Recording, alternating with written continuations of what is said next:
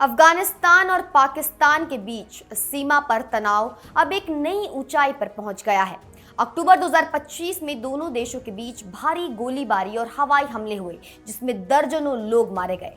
पाकिस्तान ने काबुल, कंधार और पत्तिका पर हवाई हमले किए। जवाब में अफगान तालिबान ने पाकिस्तानी सैन्य चौकियों पर हमले किए। कतर और तुर्की की मध्यस्थता से 19 अक्टूबर को एक अस्थायी युद्ध विराम हुआ, लेकिन बातचीत नाकाम रही और तनाव अभी भी बना हुआ है। अब सवाल उठता है, अगर पूर्ण युद्ध होता है तो कौन जीतेगा? आइए दोनों देशों की सैन्य शक्ति को समझते हैं।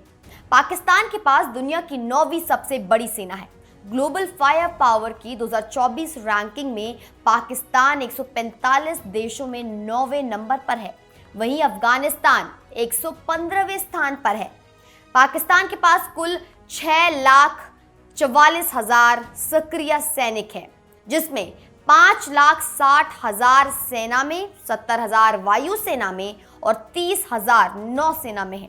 इसके विपरीत अफगान तालिबान के पास केवल 1,72,000 सक्रिय सैनिक है।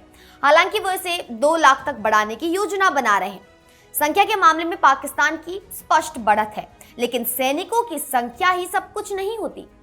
पाकिस्तान की सेना एक पेशेवर, व्यवस्थित और आधुनिक सेना है। इसके पास स्पेशल सर्विस ग्रुप जैसे कुलीन कमांडो यूनिट्स हैं, जो हवा, समुद्र और पहाड़ी युद्ध के लिए प्रशिक्षित हैं। इनके पास आधुनिक हथियार, हेलीकॉप्टर और रियल टाइम इंटेलिजेंस है। वहीं तालिबान के पास भी कुछ कुलीन यूनिट्स हैं, जैसे बद्री 313 और रेड यूनिट। बद्री 313 के लड़ाके काबुल एयरपोर्ट और राष्ट्रपति भवन जैसी रणनीतिक जगहों की सुरक्षा करते हैं। रेड यूनिट तालिबान की सबसे खतरनाक असॉल्ट टीम थी, जो गुरिल्ला और कमांडो शैली की रणनीति इस्तेमाल करती है।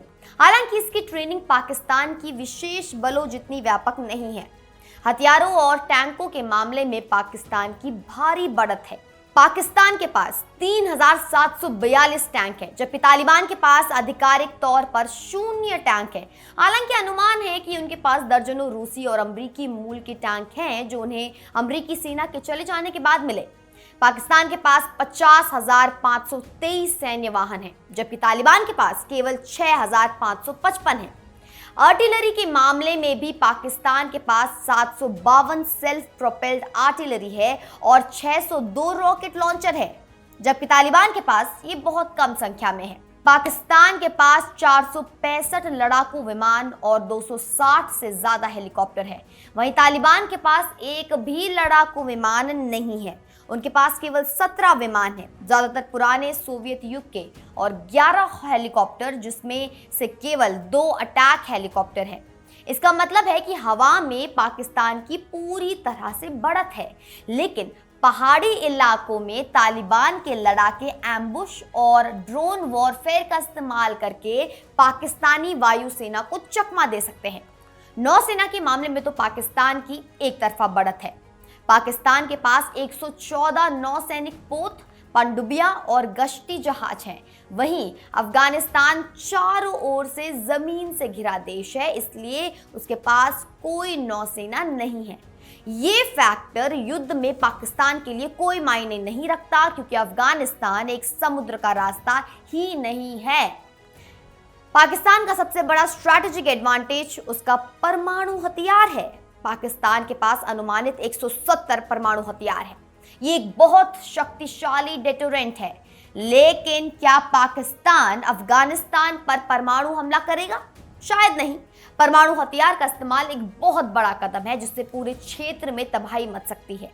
इसके अलावा अंतर्राष्ट्रीय दबाव और फॉलआउट से पाकिस्तान भी बच नहीं सकता। इसलिए परमाणु क्षमता तो एक मजबूत कार्ड है, लेकिन वास्तविक युद्ध में इसका उपयोग बहुत मुश्किल है। अब आते हैं असली सवाल पर। अगर युद्ध होता है तो कौन जीतेगा? कागज पर तो पाकिस्तान की भारी बढ़त है। उसके पास ज्यादा सैनिक है, ज्यादा हथियार हैं, वायु शक्ति है, बेहतर ट्रेनिंग है, लेकिन असली युद्ध कागज पर नहीं लड़ा जाता।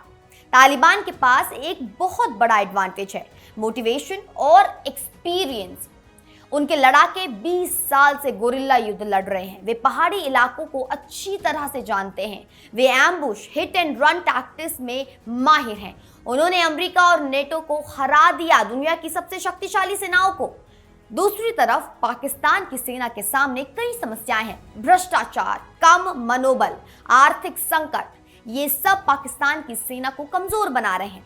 इसके अलावा पाकिस्तान चीन पर बहुत निर्भर है हथियारों के लिए और कई चीनी विमानों में टेक्निकल इश्यूज भी आए हैं। तालिबान के पास भले ही कम रिसोर्सेस हो, लेकिन वे तेजी से अडेप्ट करते हैं और स्ट्रैटेजिकली स्ट्राइक करते हैं। विशेषज्ञों का मानना है कि दोनों पक्ष बड़े युद्ध से बचना ही चाहते हैं। इंटरनेशनल क्राइसिस ग्रुप के विश्लेषक इब्राहिम बहीस ने कहा कि तालिबान एस्केलेट नहीं करना चाहते क्योंकि पाकिस्तान के पास सुपीरियर फायर पावर है, लेकिन साथ ही पाकिस्तान भी पूर्ण युद्ध नहीं चाहता क्योंकि तालिबान को हराना बहुत मुश्किल है। अफगानिस्तान साम्राज्यों का कब्रिस्तान कहलाता है। यहाँ ब्रिटिश साम्राज्य, सोवियत संघ और अमेरिका सभी हार गए। निष्कर्ष यह है कि अगर कन्वेंशनल युद्ध होता है यानी ओपन बैटलफील्ड पर, तो पाकिस्तान जीत सकता है। उसके पास बेहतर हथियार, वायु शक्ति और संख्या है। लेकिन अगर लंबा गुरिल्ला युद्ध होता है, जैसे कि अफगानिस्तान में हमेशा होता आया है, तो तालिबान को हराना लगभग असंभव है। वे पहाड़ों में छिप जाएंगे, एम्बुश करेंगे और धीरे धीरे पाकिस्तानी सेना को थका देंगे। इतिहास यही बताता है कि अफगानिस्तान में कोई भी विदेशी शक्ति लंबे समय तक नहीं जीत सकती। इसलिए असली जवाब यह है, युद्ध में कोई भी विजेता नहीं होगा। दोनों पक्ष सिर्फ तबाही और बर्बादी करेंगे।